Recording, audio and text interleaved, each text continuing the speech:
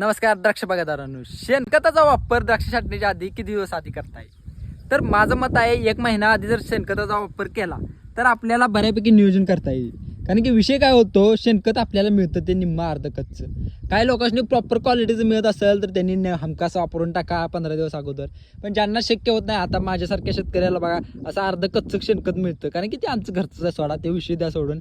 पण हाय ते अर्ध कच्चं आहे, त्याचा वापर करताना मला कसं करता येईल? तर यासाठी सगळ्यात सोपा उपाय काय असतो, यामध्ये आपण सुपर फॉस्फेट टाका किंवा गंधक टाका, या सगळ्या गोष्टीचा वापर करा. पण शेणखत हे वापरण्याचा प्रत्येक वर्षी प्रयत्न करा, कारण की आपण एवढे तज्ज्ञ नाही की आपल्याला एकदम असं झाडाचं कळेल की जमिनीमध्ये कोणता घटक कमी आहे किंवा कोणता घटक जास्त आहे.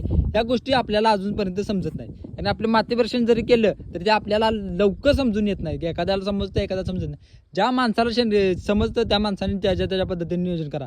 हे व्हिडिओ असेल मी ह्या शेतकऱ्यांनी सांगणार, ज्या शेतकऱ्यांनी कळत नाही किंवा माझ्यासारख्या शेतकऱ्यांसाठी मी तयार करत आहे. आता यामध्ये बघू शकता अर्ध कच्चं आहे. अर्ध कच्चं जरी असलं ना तरी शेतामध्ये टाका, लई डोक्याला त्रास करून घेऊ नका. टाकताना काय विषय करा, फक्त इथं 2 झाडाच्या मध्ये जरा डबरं पाडून घ्या.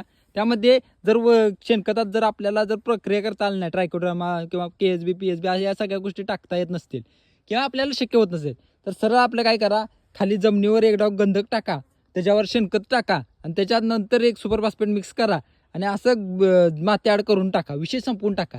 महिन्याभर आपल्याला टाईम असतो, त्याच्यामुळे आपल्याला काही अडचण येत नाही. महिन्याभरात कव्हर होऊन जातं शेणखताचं. जे काही गोष्टी असतील ना, म्हणजे काय कुजणं असेल किंवा जे वाळणं असेल किंवा झाडाला लागणं असेल, या सगळ्या गोष्टी तयार होऊन जातात. लय लोड घेण्यापेक्षा आहे ना, शेणखताचा वापर ज्यांना शक्य आहे त्यांनी प्रत्येक वर्षी करण्याचा प्रयत्न करा. त्याच्यामुळे आपल्याला जमिनीचा pH एकदम हाय म्हणजे चांगल्या लेवलला राहतो. त्याच्यामुळे आपल्याला सोडलेला खतांचा रिझल्ट चांगल्या प्रकारे मिळून जातो.